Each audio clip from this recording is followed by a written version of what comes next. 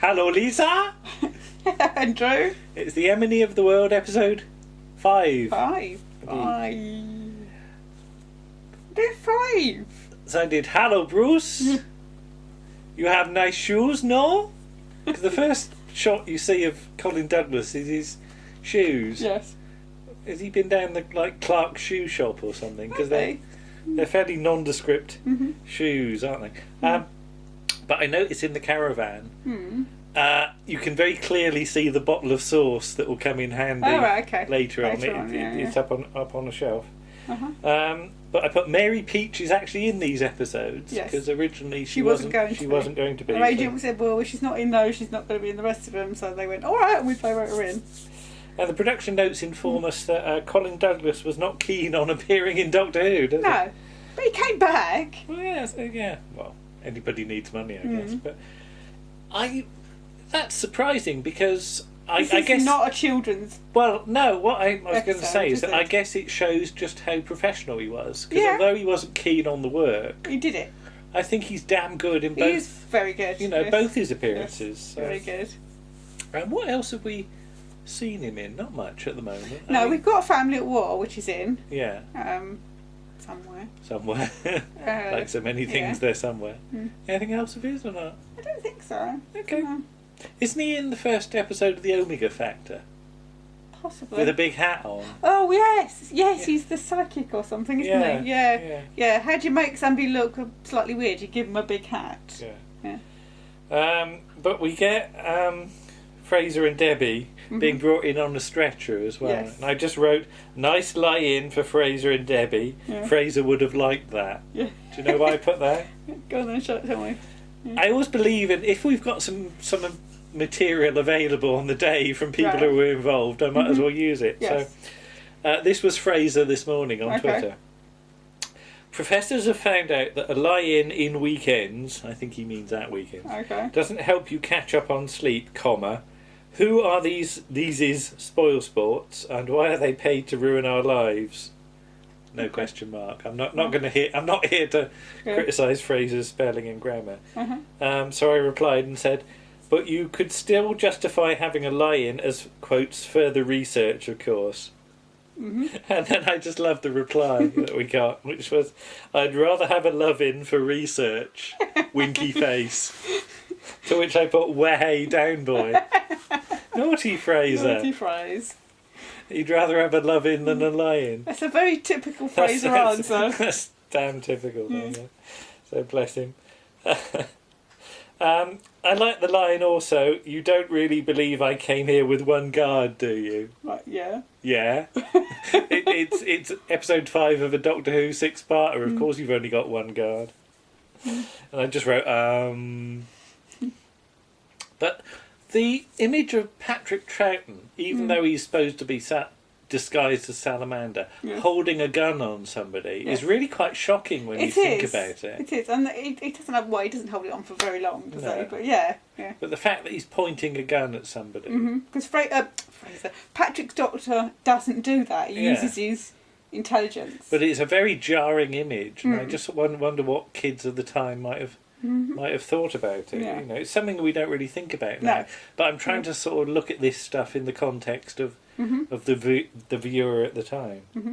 But Bruce is at least willing to be convinced. Yes, he's having doubts, and I think his willingness to listen is what allows the plot to continue at this point. Yes, because Troughton has been very hands off, hasn't he? Yes.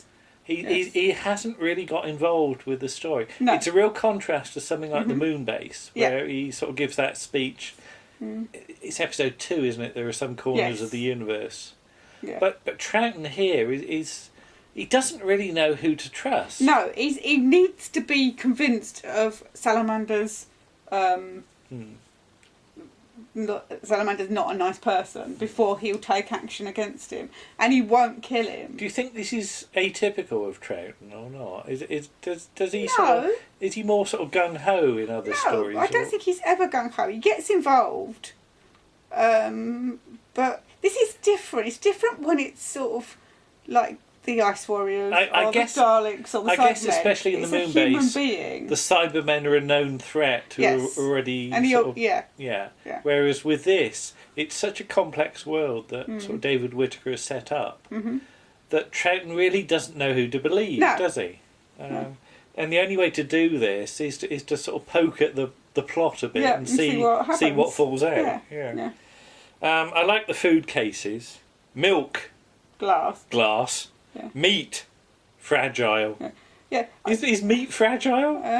If you kick it, I suppose it is. But I'd just say as well, as this has supposedly come from a radioactive world. I'm not sure what good milk. I mean, like this milk thing. Is it sterilised milk so it lasts for a long, like long life milk? And I've said to you before about school milk that you leave it outside for a day and it goes horrible. So maybe it's sort of long life milk. If this has been knocking about for ages, so either it's as you say, it's not a load of those silly cartons of milk you get in like when you go to their hotel for a Doctor Who convention. Oh, I suppose it is. Yeah. So, but otherwise, I mean, if the world was radioactive, a salamander found it in some wonky old fridge that's abandoned on the heath. The cows would be radioactive, so the milk would be radioactive. So, okay. But Swan finds the newspaper fragment, doesn't he? And Salamander's a bit.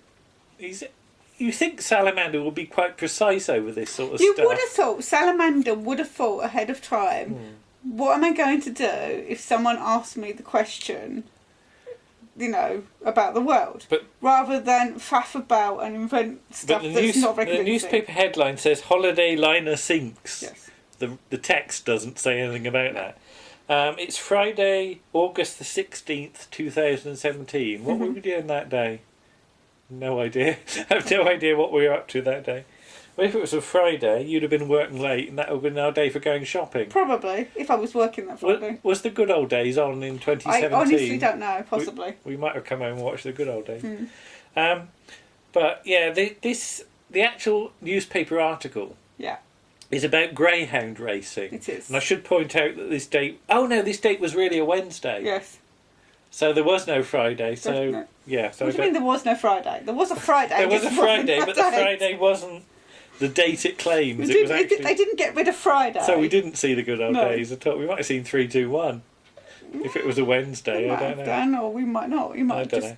Yeah. But this is all about greyhound racing. Apparently, this article, and one of the greyhounds, we had to sort of zoom in on it a bit. One of the greyhounds is called Expert Venture. Yes. What's your greyhound story? My greyhound You do actually have a greyhound story. I do have a greyhound story.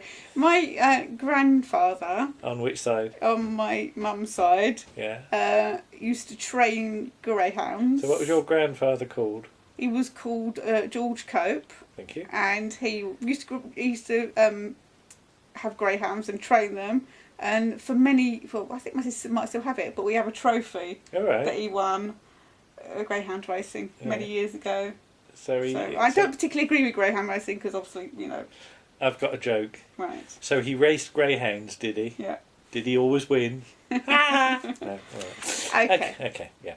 Back to only with the World Cup. You've lied to us, goes Swan. Yes. Why doesn't Swan tell anybody else? Because he doesn't. He wants answers. Is Swan... Do you think he's still wanting to be convinced that it's all wrong. true? Yeah. Otherwise, why have they been down this underground base for the last however long years? And I like this thing about sort of Troughton's thing about they have a society, but they're deformed in mind and body. Yeah, they have a society and they go on cruises. And they go on cruises and race greyhounds. Yeah. But they're deformed in mind and body because the headline in their newspaper doesn't tie up with the body text. That's why they're deformed. Okay. Right, because they're clearly evil because they've got really weird editing on their newspapers. Obviously, that's the sign of an evil society. Okay. This is something that I'd not clocked at all.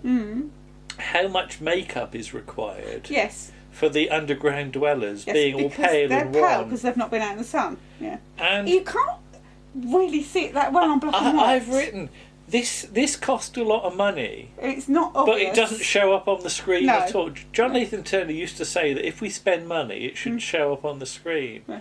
And I think this doesn't at all. It doesn't really. You can see they're paler than it was, but then Salamander is darker skinned anyway. Only when it's pointed out. Yeah. Nobody watching at home would have clocked that at all. They probably wouldn't at all. No, sorry. Especially on the little tiny sort of smaller screens they had then with less resolution. Yeah. But finally, Jamie and Victoria are awake and get a bit of a scene. You can briefly see David Troughton in the background. Yes, bless him, 17 years old.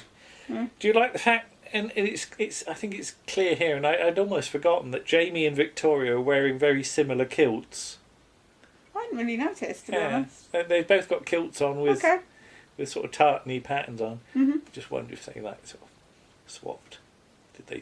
Did they swap the kilts? No, because that would be really short, wouldn't it, on Fraser? I don't think anybody wants to see Fraser's thighs. Fraser's pants. What's wrong with Fraser's? He used to wear football shorts, didn't he? That's under true. His kilt. Okay. And I just wrote Nasty Bennick because he's really, really horrible. I mean, Milton Johns is very good at playing those sort of oily characters anyway. Because he plays a character like that in not quite as bad as that, but a sort of oily character in Coronation Street that I always remember. What's he in Coronation Street? He's it's around the time that when's this? Because I don't know. It's 80s, 90s. 90s. It's with I've forgotten his name. Gosh. Oh. In the supermarket. Better Buys, Reg. Yeah, he's like next manager up. Oh. And they don't. Oh, this rings a bell. Yeah. It's actually, I think these episodes are showing on ITV3 at the moment. Oh yes, because we've seen some Reg ones. But we didn't. Yeah, he wasn't in. Isn't Curly the assistant? He's the assistant. Reg is the manager, and then he's the next one up. He's like the area manager or something. Right. Oh. But he's really oily and supercilious and not very nice. Okay. And he does excel at playing those sort of parts, Milton Johns. Well, if it comes on, show me. I'll have a look at that.